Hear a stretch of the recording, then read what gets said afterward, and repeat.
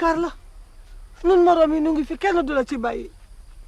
rogo ay ngóor seen ay boom nañu sama gellu war ba sama jàmbaar ja dem na ay man fu ma jëm ay waay wéet naa waay ay waay jur mu dee taxu la yara dal jur mu ni léegi te fajul dara yara dal waay ay man fu ma jëm ak wéet ay waay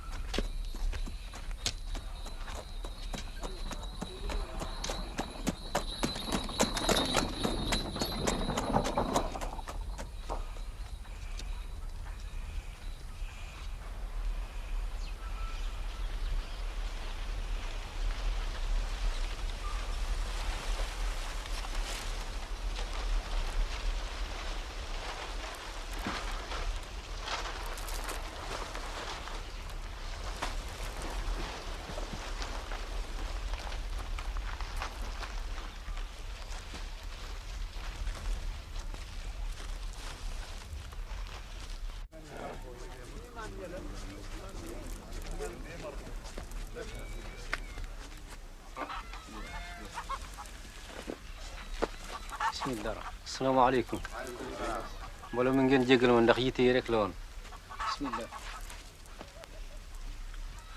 waaw kon baax na ba ñëpp teewee maa ngi leen di ñaan ngeen baal ma ci jotaay bii ma woote kër Baye Ali waa Baye Ali lu waram nii mbooloo mépp lii du ma politique.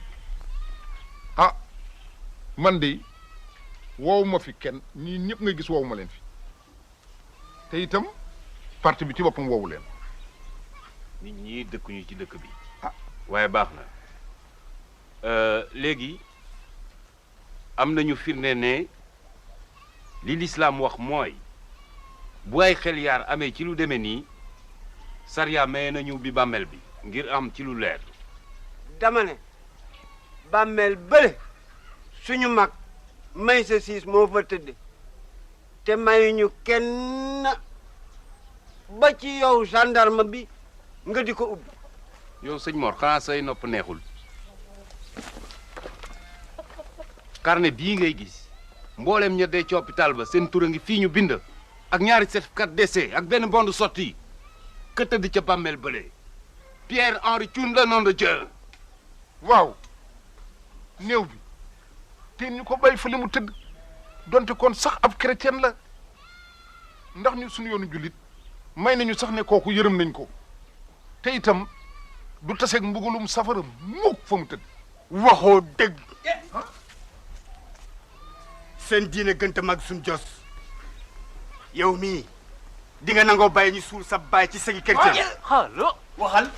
kan xam nga ma xaj bu mooy sa morom xaj xam nga ngay waxal. doomu raam kii sa moromu bàyyi la réew boo ci delloo mo tas sa kër laa wax bu ko dal de bu ñu dee na de. way sa ndey rey na ko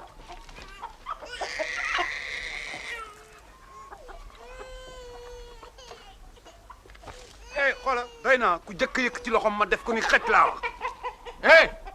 góoral gënal si gënal topp leen fii. Abéléon Diboko Gormak génn leen. Barthélemy sort. Gaston. Tu me couvres. bien chef Barthélemy dépêche-toi. yéen xoola ku jëkk yëngu rek naa la def ni xëcc laa wax.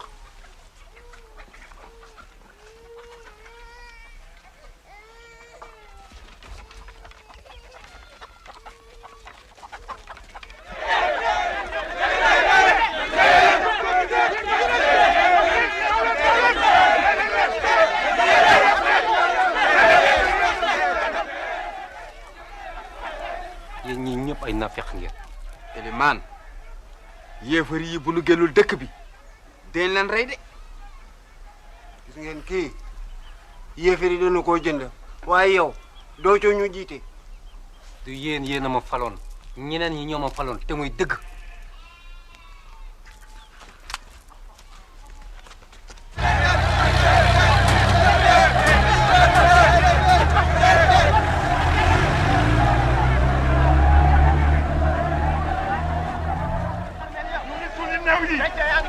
ñu ngi sulli armeel yi ñu ngi suli néew yi suli néew yi yaa ngi ci armeel yi ñu ngi suli néew yi musiba nga ni chrétien yaa ngi ci armeel yi ñu ngi suli néew yi Baye Ali dañ leen fekk ci armée yi rey leen ñoom ñëpp acc leen ñu def Eliman chrétien yaa ngi ci armeel yi ñu ngi suli néew yi ñoom Baye Ali sax nga fa bismillah xawla wala xawata Ismaïla léegi nii la amee ñu dem armée li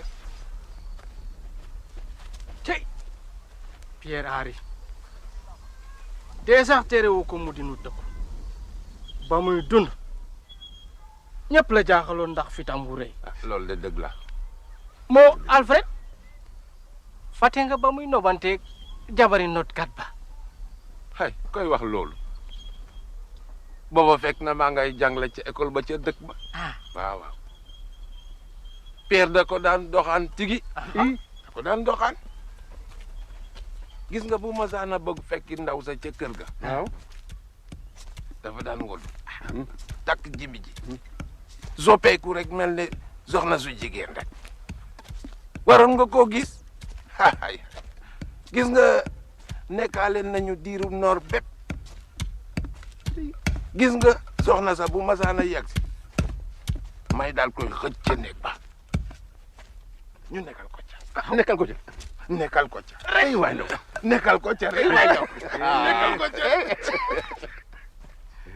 ba benn bés waaw seneen soxnaas tigi boole may ak jëkkër ji ay waaji kooku lakk na ba waaw jëkkër am na di gel war ñëwaat waaw xam nga daa texe ah ndekete yow ñett bonkal a nga koy tëru ñaw ba mu àndeek ndaw sa dugg ba ca néeg ba rek waaw gaa yi fekk ko fa mu ne tërek zër ba tas jim jannaaw rek mu ne dugg ca taati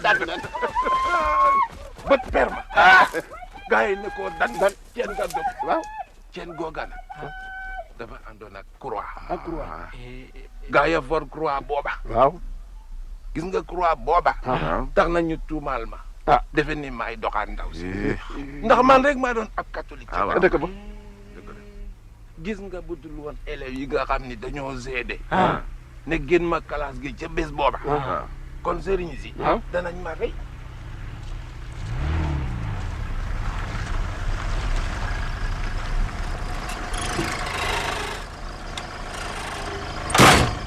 Gaston, tu restes à proximité du carrefour. Hein? chef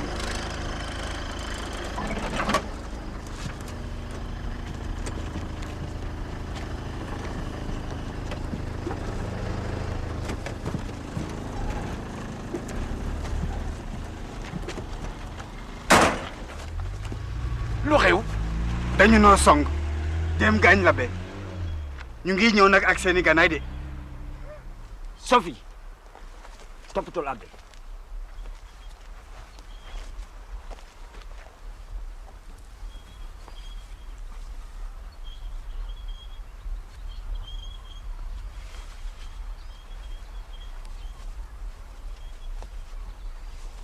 Monsieur le gendarme, vous ne réagissez pas lorsqu'on nous agresse?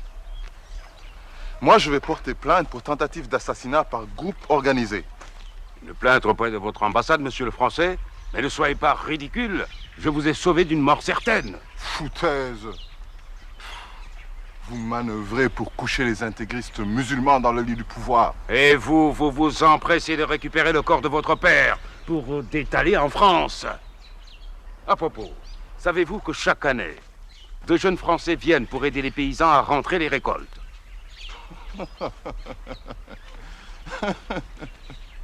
C'est vachement beau, ça, hein? Vous allez me faire chialer, moi, hein? Mais, dites-moi, monsieur le gendarme... Pas de familiarité. Adjudant-chef-major pour votre gouverne. Ok. Ok. Adjudant-chef-major. Ok. Mais, n'avez-vous pas lu que les dons alimentaires et les crédits destinés aux paysans ont été détournés? Que ces magots volés au peuple ont servi à une minorité de dirigeants à acquérir des villas, des châteaux et des appartements en Europe? Et que des sommes énormes dérobées au peuple dorment dans les banques en Europe et que tous ces avoirs mal acquis dépassent même les dettes de leur pays. En effet, j'ai lu quelques articles de presse en ce sens. Ah, là, vous me plaisez, Major. Là, vous me plaisez. Vous êtes un homme de confiance, Major. Partout sur le continent, les jeunes bougent, font éclater les carcans du monopartisme, imposent la démocratie, souvent au prix de leur vie. Oui, la jeunesse africaine fait du très bon travail. À ce propos, Monsieur Toun, dites-moi, de quel côté se situe votre action? Vous avez volontairement choisi l'exil? Je veux dire, votre fuite vers d'autres cieux plus cléments? Monsieur Toun, veuillez rejoindre vos frères en religion. Je ne dis pas vos compatriotes.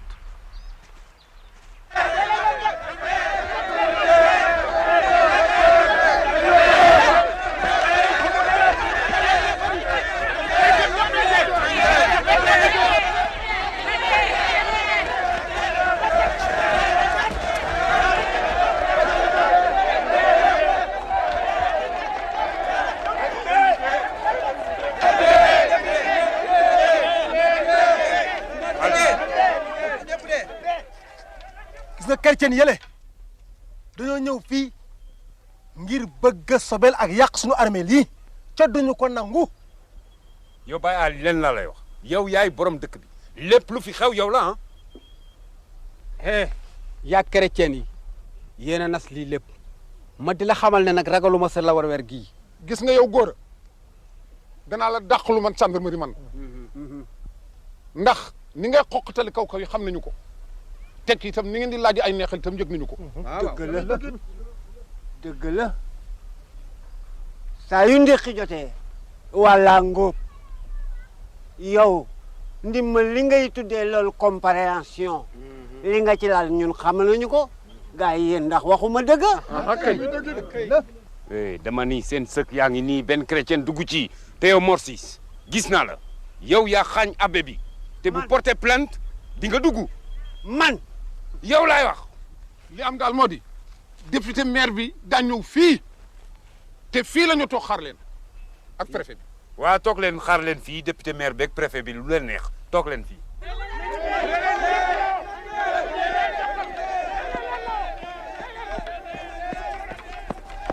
hey taxaw leen taxaw leen.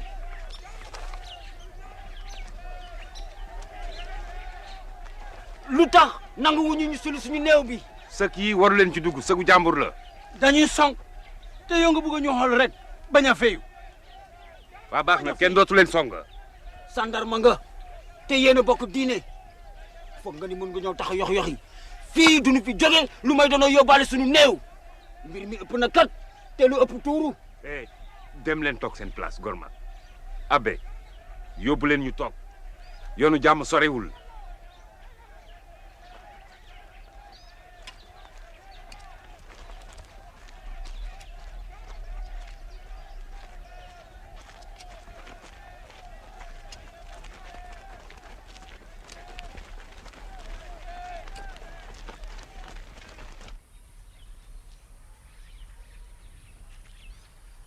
Tiens, Barthélemy, on porte à présent des lunettes? Ben oui. Un insecte m'a piqué. En effet, un médicament africain ferait l'affaire. Je viens de parler à votre mère. Elle craint de rester seule, abandonnée. Abbé, en famille, nous avons parlé avec ma mère. Elle ira vivre à Dakar, avec Sophie. Oh! Votre mère ne peut pas vivre avec Sophie. Et vous savez pourquoi? Vous semblez approuver la vie que mène votre sœur. Non. Non. Personne n'aime voir sa sœur, sa fille, se prostituer. Mais d'un autre côté, ne nous hâtons pas de la condamner. Il ne peut y avoir de vertu dans la misère et la pauvreté. Il ne peut y avoir de vertu dans la misère et la pauvreté. Nogay Mari abbé nga lay waxtaanal ak Barthélemy.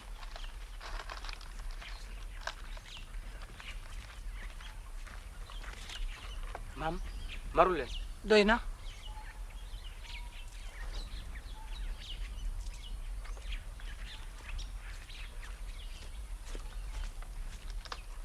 abbé ndax maruloo. jërëjëf Étienne. Barthélemy.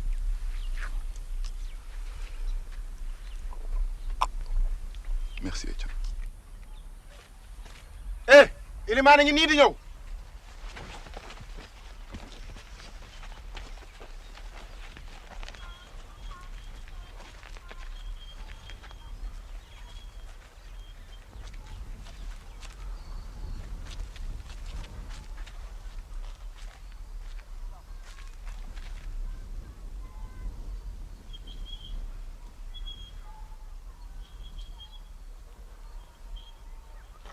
Abbé Abbé Léon.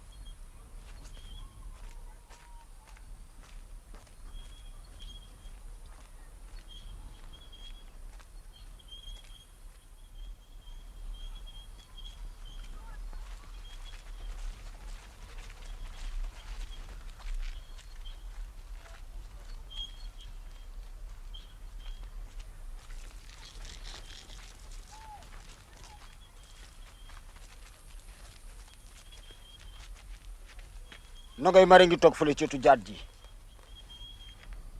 rus naa ko gis loolu fi mu nekk.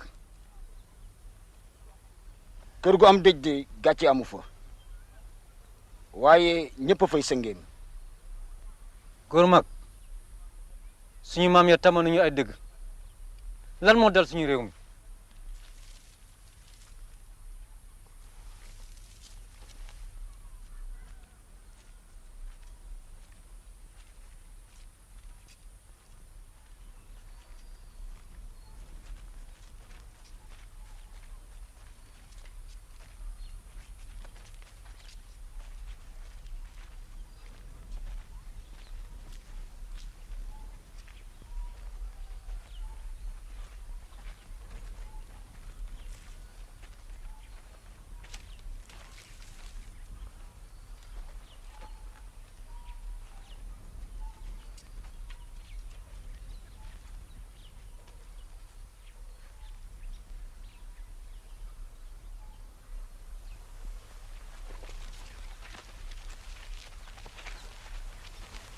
Biram loo ma laaj.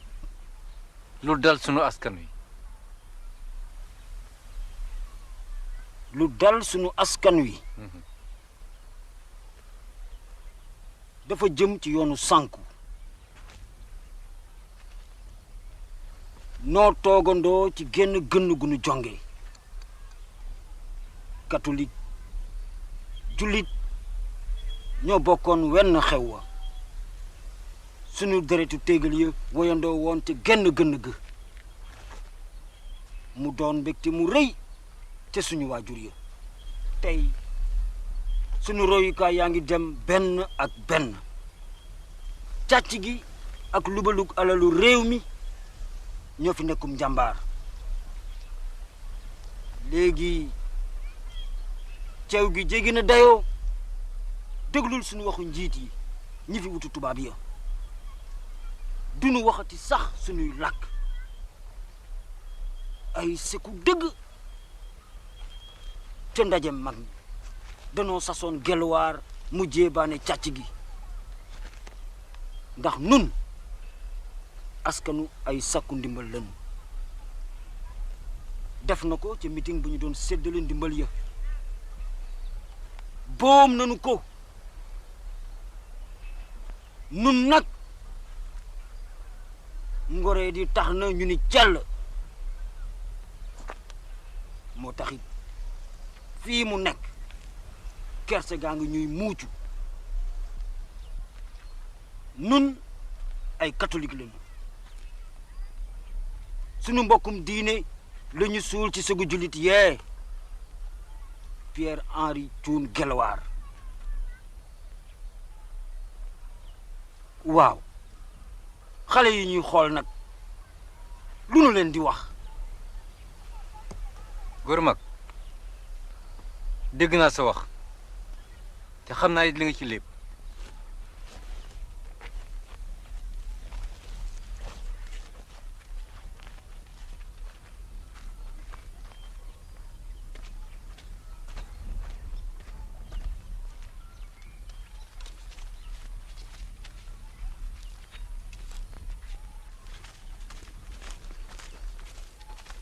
Mor Ciss yaag Baye Ali war ngeen a nangu ñu ubbi bàmmeel bii ndax seen nekkul méngoowul ak lislaam gis nga bàmmeel bii kenn du ko fi ubbi ay yow li la chrétien yi di jënd yëpp bu dugg ci armeel yi déere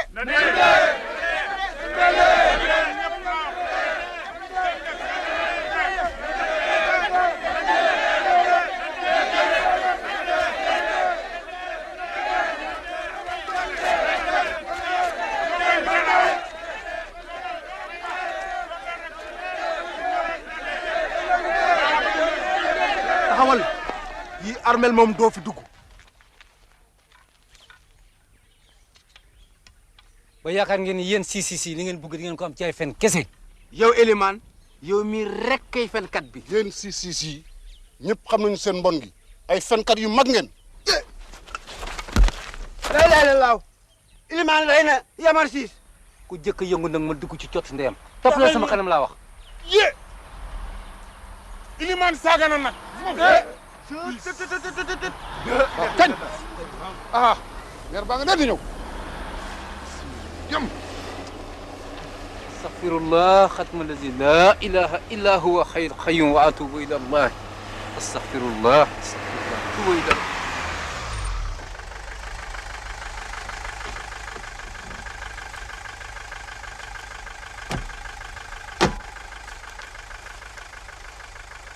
Ablaye, mettez la Mercedes à l'ombre.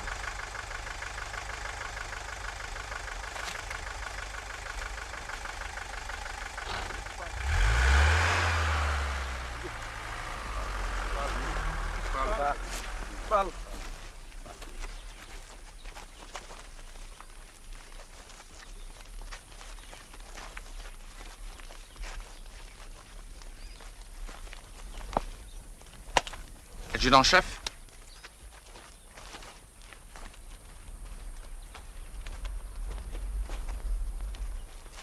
Voici le cimetière. Qui vous a prévenu? Le député. Il était en session à l'Assemblée. L'appel de détresse a été lancé par le chef du village, Baye Ali. Après son audience avec le gouverneur, ce dernier m'a ordonné de venir avec lui. Et maintenant, cette histoire, c'est quoi au juste? Une erreur administrative. La famille 6 s'est trompée de cadavre. Mort 6 refuse l'épreuve de confrontation, ouvrir la tombe. Et ce matin, il n'a rien fait d'autre que d'ameuter tous les malfrats de la contrée. Et l'imam, Biram? L'imam, lui, a conseillé d'ouvrir la tombe. Mais le chef du village et les 6 refusent. Baye Ali et les 6 sont de vieilles souches avec des alliances dans la curie maraboutique. Mais qui est ce cadavre que réclament les catholiques? Pierre-Henri Thioune, dit Guelwaar. Merde! Son inhumation a eu lieu hier. Hier, les fils ont découvert la disparition du cadavre de Guelwaar. Aussitôt informé, j'ai réussi à localiser le cimetière. Mon Dieu, je connaissais bien le bonheur. mooy suñu dëkk bi bu baax bi di monsieur Fall ak suñu préfet bu nekk ci ñaan bi waxtaan wi nag tey ñaara ko tëb yéen ñëpp xam ngeen ko wax naa ko léegi mooy monsieur Fall waaye nag balaa ñu jox monsieur Fall kàddu gi dañ koy jox suñu mag suñu xarit muy Guelwaar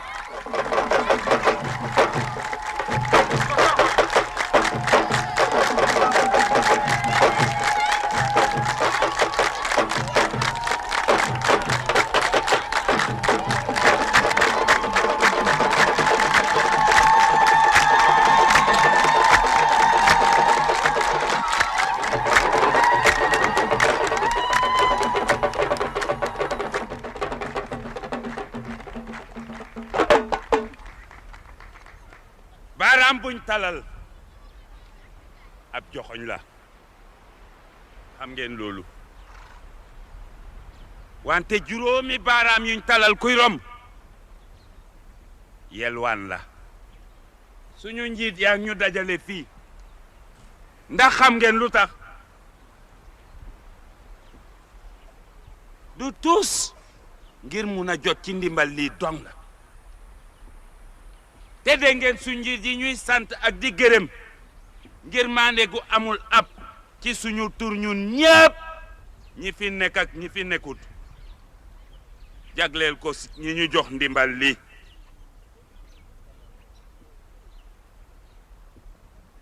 xool leen suñ njiit yi koo ci gis mu ngi bég di layam-layami suñ kanam di daagu mel ni ndimbal lii seen ñaqi bopp la sabab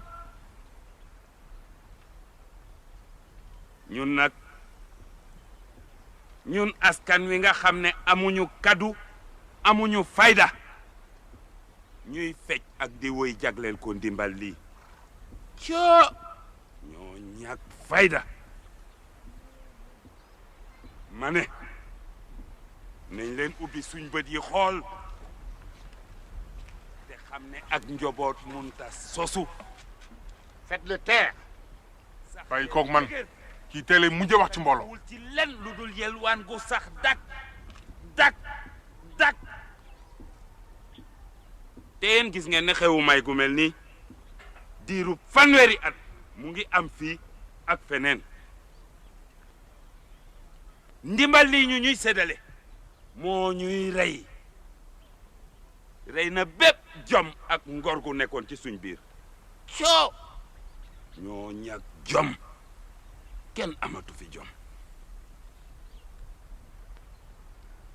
ndax xam ngeen ne réew yi ñu yónnee may gi ci jéppi ak tiitar dañuy ree sax fañ dëkk ndax xam ngeen loolu rax ca doli suñu doom yu góor yeeg yu jigéen yi nga xam ne ñu ngi dund ca seen biir foofa ci bitim réew gàcce rey na leen munatuñoo sigi xool kenn ndax gàcce munatuñoo sigi xool kenn ndax gàcce dëgg la suñu réew mi coono gu nekk wàcc na fi mbajal mu nekk wàcc na ci réew mi waaye loolu ñun ñoo ci war a taxaw du kenn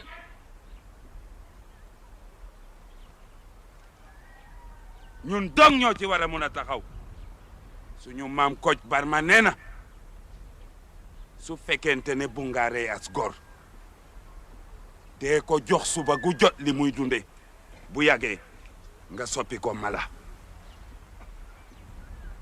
dak ngay doon dak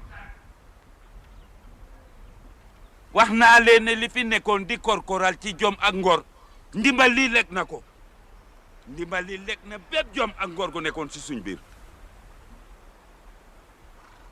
du gis ngeen xiif bi ak mar bu métti bi nekk fii ak ñàkk a tolu gi rafle wi ndax xam ngeen lu ko yokk ma wax leen li ko yokk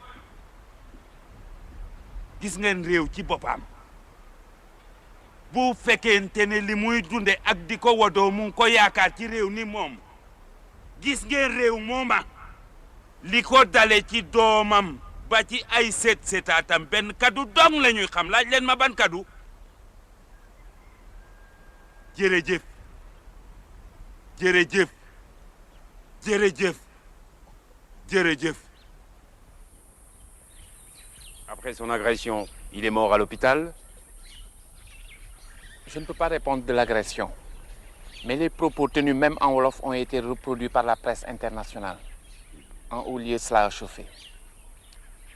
Il faut régler son problème en douce.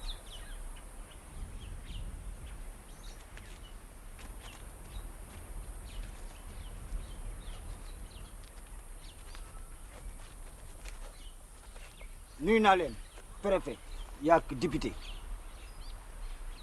du Bokor, la Belle-Léon, Gourmac.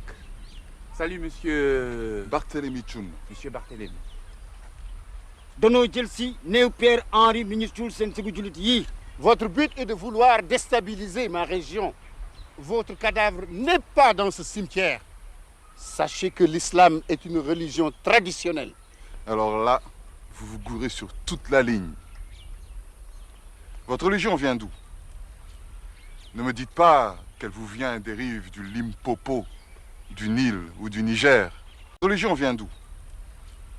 Ne me dites pas qu'elle vous vient des rives du Limpopo, du Nil ou du Niger. Traditionnel, vous dites? Mais vous vous rendez en pèlerinage à la Mecque? C'est en Arabie Saoudite que je sache. Nous, chrétiens, nous nous rendons en Israël, à Jérusalem. C'est traditionnel, hein, tout ça. Et qui es-tu pour me parler de la sorte? Et toi, d'où sors-tu? Je suis le député maire. Je suis citoyen sénégalais, fils de Pierre-Henri Tchoun, décédé des suites d'une agression dont il a été victime. Son corps est dans ce cimetière. Et là, ce sont des citoyens sénégalais de confession chrétienne.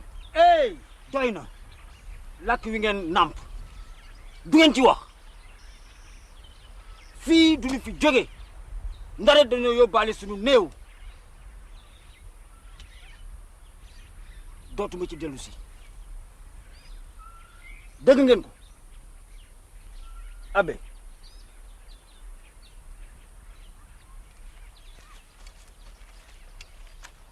Il n'y a aucune preuve que le corps de ce fou de Pierre-Henri soit ici, dans ce cimetière. Si. Voici les 2 certificats de décès. L'unique bon de sortie établi au nom de Pierre-Henri Tchoun, dit Guelwaar. Le corps de Meïssa Ciss est toujours au frigo de la morgue. Et pourquoi n'avez-vous pas amené le corps? Sachez, monsieur le député, que la gendarmerie n'est pas en service funèbre. Chef, la section arrive. C'est vous, monsieur le préfet, qui avez fait appel aux forces de sécurité? C'est moi, monsieur le député. Moi seul. Adjudant-chef-major Gora, vous outrepassez vos prérogatives. J'espère que cette force n'est pas destinée aux villageois. Si les villageois font obstruction à l'accomplissement de mes devoirs, les forces de sécurité agiront avec tous les moyens mis à leur disposition. N'est-ce pas vous, monsieur le député, qui aviez voté cette loi à l'Assemblée? Il est fou. Mais qui de votre dof?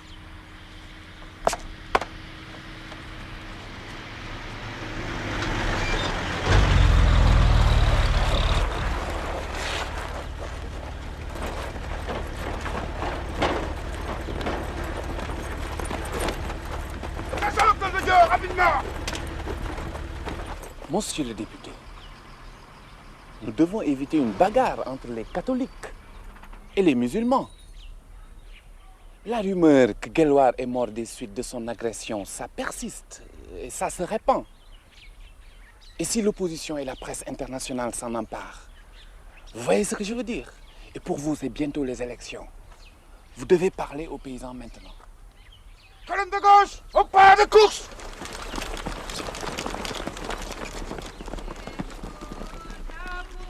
Colonne de droite, suivez!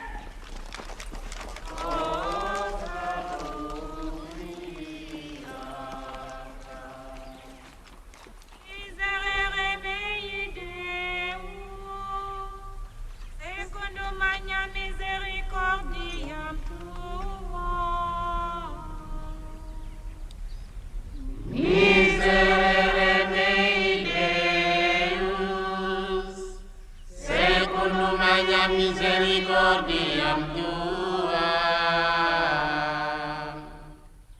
Asperges meis opoignum dabo, lavabis meis supernilem Deam babo. Miserere mei Deus, seculum magna misericordiam tuam. Requiem aeterna, dona ei Domine. Miserere mei Deus, seculum magna misericordiam tuam.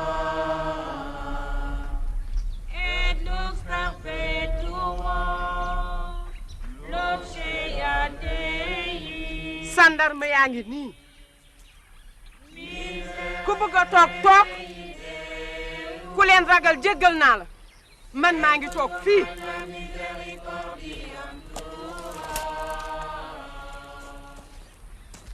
Asperges meis opoignum dabo,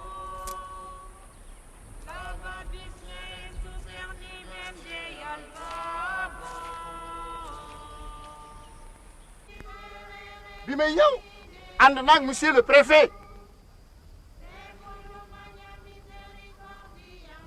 léegi nañu bàyyi gendarme bi ubbi bàmmeel bi seet ki fi nekk maa ngi leen di ñaan ngeen ànd ak tekk ak tey léegi nag kenn ku nekk si yéen na dellu fa mu taxawoon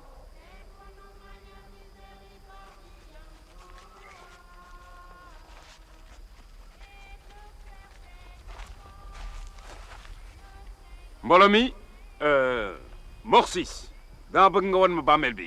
bàmmeel bii kenn du la ko fi wan te ñii fii kenn du la ko wan. kenn du la ko fi wan. kenn du la ko fi wan de. du ñu wane dara dara lañ dul wane.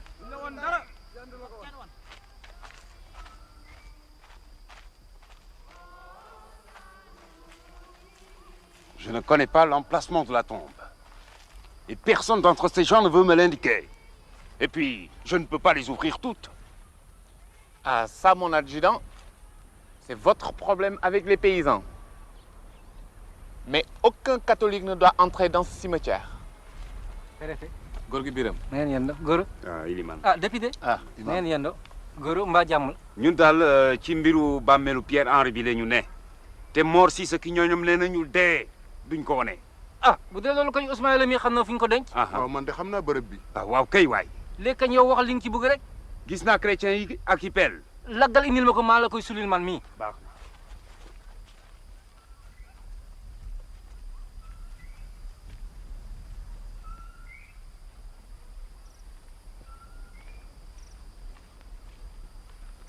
السلام عليكم يا أهل الخبور.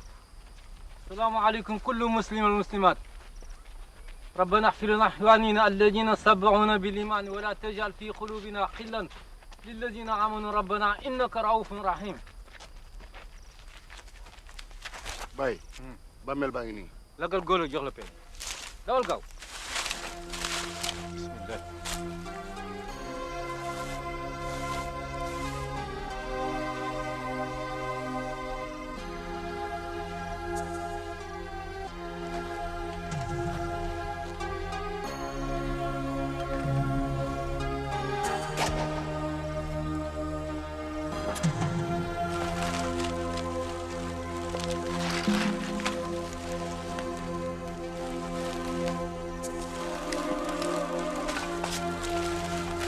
Allah wadda ko hanani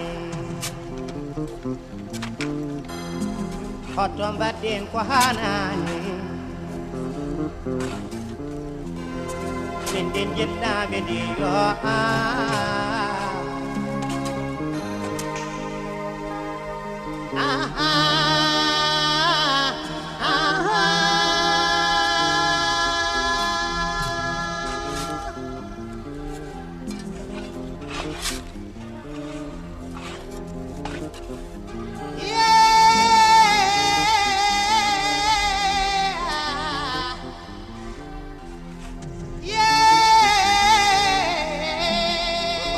Biram waxal jigéen ñi jox ma seen sër yi ndax mam lu ma ko suturaale. Véronique. góor ma. toppatoo ko ñeenti sër. na koy mari sigi ndigaale yaay. sigil sa wàll imaam.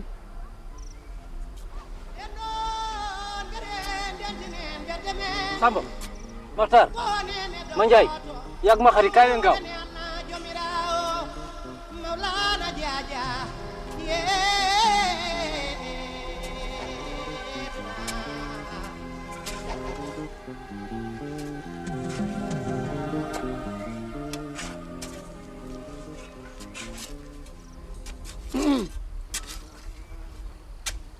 wala la wax xanaa xam lu kii tëdd fii maag yoog moom yëpp ñoo yem ci yàlla kullu nafsin saa'iqatul mawt kullu man alayha faani a ci gasal gasal la wax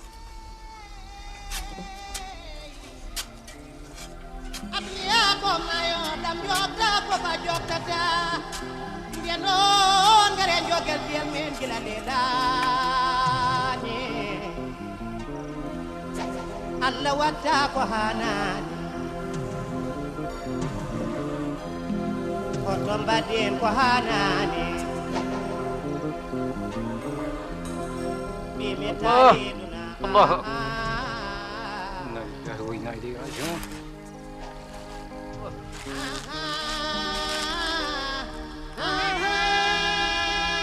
Morsis bayale kaay leen député préfet yaa góor a kaay leen gis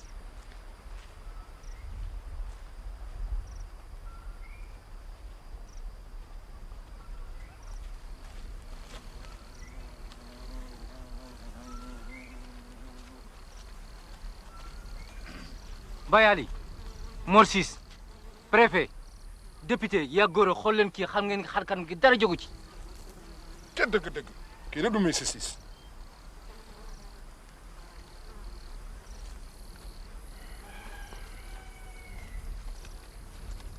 yow yaa tax ba jullit yi ak catholique naroon a reyante fii ci biir région bi ak ci biir Sénégal yàlla baax na bi ma Baye Ali ooyee defar naa diggante ba mu ratax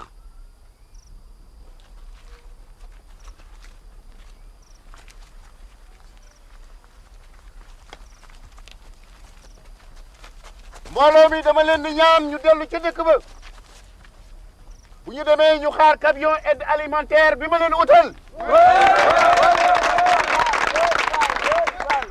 suukar ak meew a ngi ci ceeb ak diwlin a ngi ci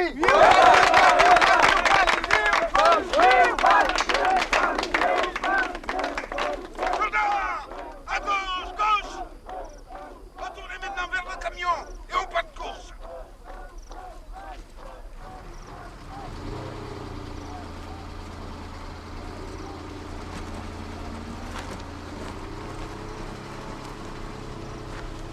Tout est fini maintenant. On a découvert le corps de votre père. Bah, tout est bien qui finit bien. Vous êtes sénégalais maintenant? Bah, j'ai toujours été sénégalais. Allez, au revoir mon petit. Allez. Et bonne chance. Salut.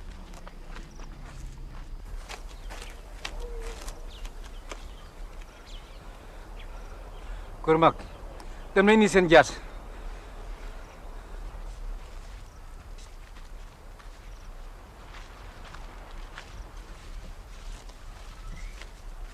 mukk lépp ba mu des seen kees gi jox leen ma seen série yi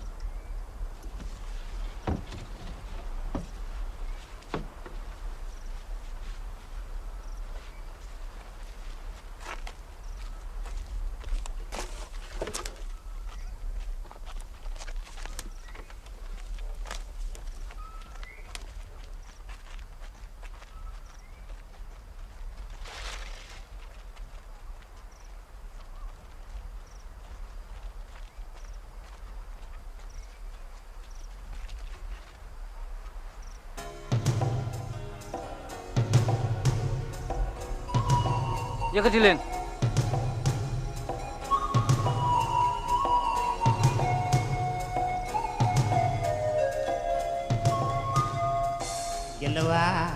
Gelawaro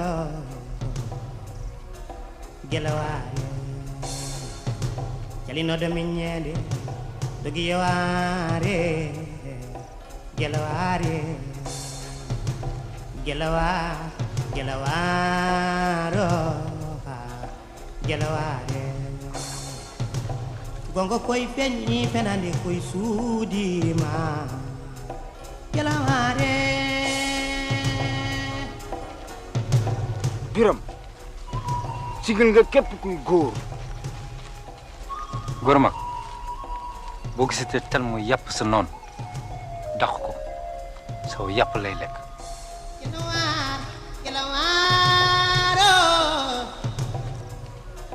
Gelaware Kalino da mignede Dogi yaware Gelaware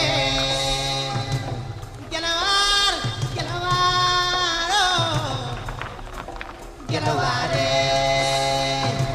Gongo koy feñi fenande koy suaro Gelaware Gongo koy feñi fenande koy suudi ma Gelaware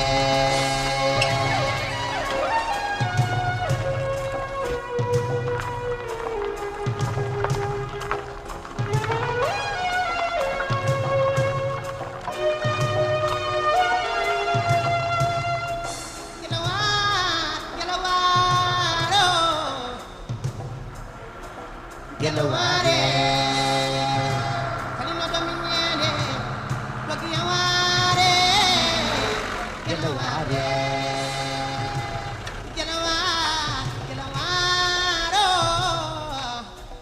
gelaware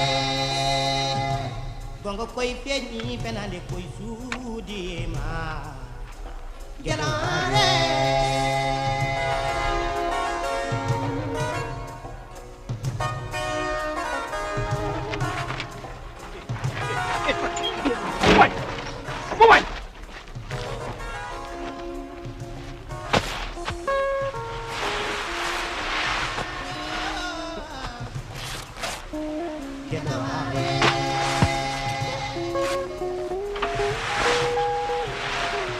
Abbé waxal ci xale yi ñu ngi yàq dugub bi député Amadou Fall moo ko yónnee béykat yi. Etienne bàyyi leen li ngeen di def dugub dafa sacré loolu bàkkaar la. Abbé ñun mënuñu dund màgg ci ngir yàlla. Nogay Mari xoolal li xale yi di def dox ci kaw dugub li araam la. góor mag li araam du lii xale yi def li araam waxu leen ko yéen li araam mooy li ngeen def yéen wax ak seen nawle bële tëdd fee dellu gannaaw war ko loolu mooy li araam. ñun nag ñun askan wi nga xam ne amuñu kaddu amuñu fayda ñuy fecc ak di woy jagleel ko ndimbal lii coo ñoo ñàkk fayda ma ne nañ leen ubbi suñ bët yi xool te xam ne ak njoboot munta sosu sax reen dëgër su sukkandikuwul ci len lu dul yelwaan gu sax dak te yéen gis ngeen ne xewu may gu mel nii diiru fanweeri at mu ngi am fii ak feneen ndimbal lii ñu ñuy séddale moo ñuy rey na bépp jom ak ngor gu nekkoon ci suñ biir coo ñoo ñàkk jom kenn amatu fi jom Allah wadda ko hanani hoto mbaɗɗen ko hanani min den jettaɓe ɗi yo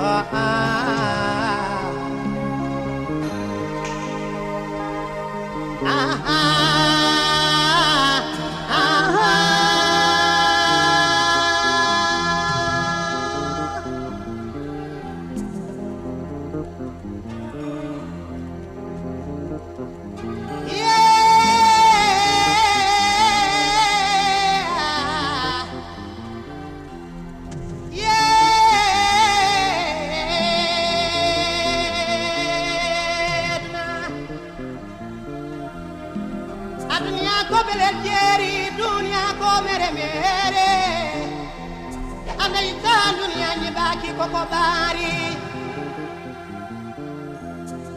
enon gere dentine beteme ngone ne dogoto njule ne anna jomirao maulana jaja